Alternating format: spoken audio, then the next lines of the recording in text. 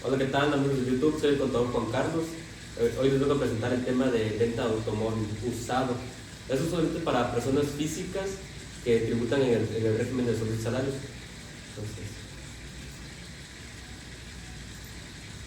Entonces, tenemos que en la ley del impuesto sobre la renta, la ley del ICR, en el artículo 93, fracción 19, inciso B, nos dice, no se pagarán impuestos sobre la renta por la obtención de los siguientes ingresos: los derivados de la enajenación de bienes muebles.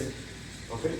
Cuando en un año de calendario la diferencia entre el total de las enajenaciones y el costo comprobado de adquisición de los bienes enajenados no exceda de 3 veces el salario mínimo general del área geográfica. En este caso son las sumas. Del contribuyente en el año, por la utilidad que exceda, se pagará el impuesto en términos de ese título. Okay. ¿A qué se refiere esta parte? A la parte, vamos por partes. La ley de ISR nos dice que tenemos ingresos grabados y ingresos exentos. Entonces, los ingresos grabados son los que graban para el tema del pago del impuesto de ISR. Los exentos son los que sí tenemos que informarlos, pero no pagaremos un impuesto por ese ingreso.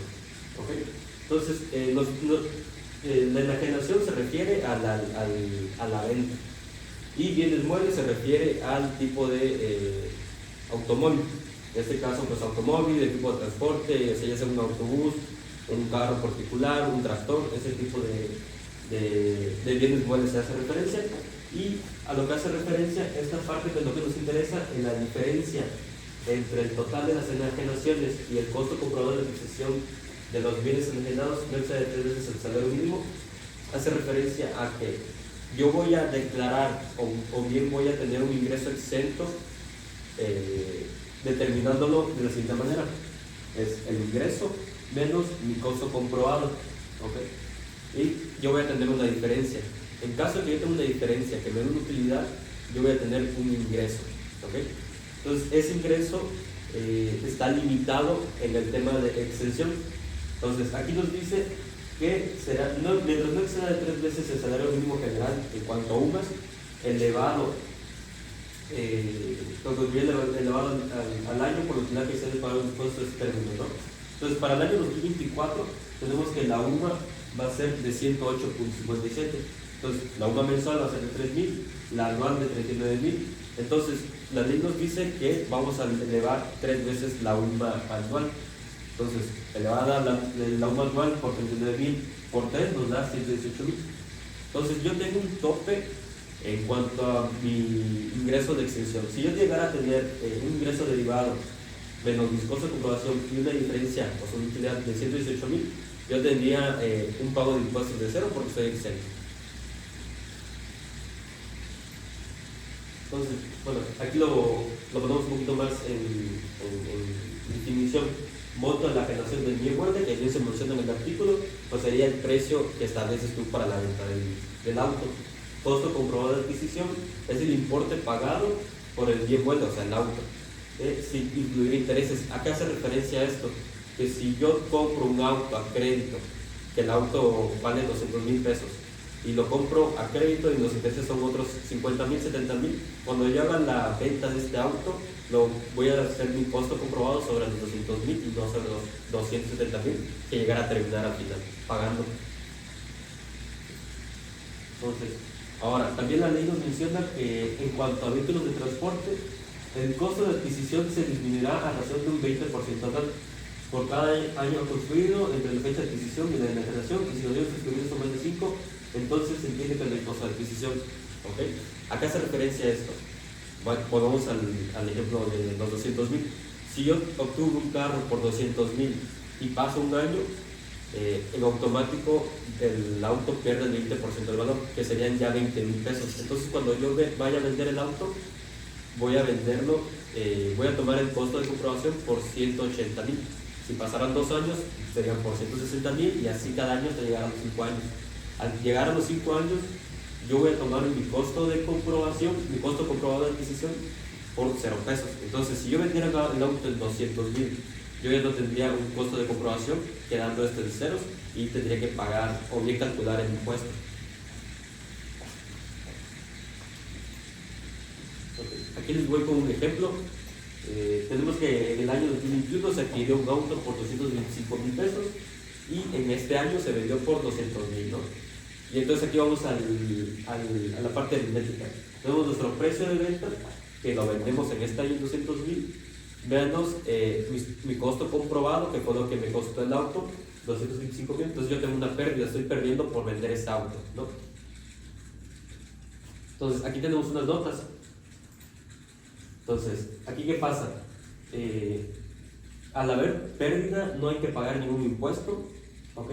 Entonces, recordemos que para el pago del ISR siempre es sobre el ingreso que tuve, sobre la utilidad que tuve, y mientras yo tenga pérdida no voy a pagar ningún impuesto, ¿no? Y aquí también pasa algo curioso, tenemos una regla miscelánea que es la 3.15.2, que nos dice que si tú tributas en el régimen de sueldos y salarios, o sea, eres un trabajador de una empresa, podrás optar por no aplicar la disminución del 20% anual por cada año construido entre la fecha de adquisición y la enajenación. ¿Qué quiere decir esto? Que nuestra regla anterior nos decía, cuando tú vendas un auto y pase un año, 2, 3 años, aquí ya pasaron 3 años, tú deberías disminuir el 20%, el 60% del costo de comprobado. Entonces, al tú ser sueldos y salarios, tienes la opción de no disminuirlo. Entonces, al tener la opción de no disminuirlo, tú puedes tener una pérdida, pero si optas por hacer la disminución del 20% anual, o sea, el 60% en este caso, pues ya tendrás una utilidad, ¿no? Otro ejemplo, aquí con utilidad. Tenemos que en el año 2019 se compró el carro por 180,000 y este año se está vendiendo por 220,000, ¿no? Entonces, aquí en la parte aritmética, precio de venta 220,000 menos costo comprobado 180,000. Aquí tenemos una utilidad, pero ¿qué pasa? Recordemos nuestro artículo 93, nos dice que vamos a pagar el impuesto mientras no se exceda de 3 veces el salario mínimo general, o sea, la UMA, ¿no? Entonces, si yo tengo una utilidad de 40,000 y la ley me dice que yo tengo 3 veces la UMA para aplicar la exención de mi utilidad, entonces, ¿cuándo yo tengo el anual? Anualmente yo tendría 118,000 pesos de utilidad para poder aplicar en exención. Entonces, si yo tengo una utilidad de 40,000, no voy a pagar impuesto por esta venta, ¿no? Y lo mismo viene aplicándose el tema del el no aplicar la disminución del 20% anual. Okay. Y luego tenemos un ejemplo. Digamos que por cosas del destino logras adquirir un auto en 50,000 pesos, ¿no? En el año 2020, año de venta 2024, este año, por 225,000. Entonces tenemos que vendamos el carro por 225,000 y tengo un costo comprobado, porque es lo que me costó, de 50,000. Yo voy a tener una utilidad de 175,000, ¿no? Entonces recordemos que yo tengo solamente 118,000 de exención. ¿Qué va a pasar con la diferencia? Vamos a aplicar esto.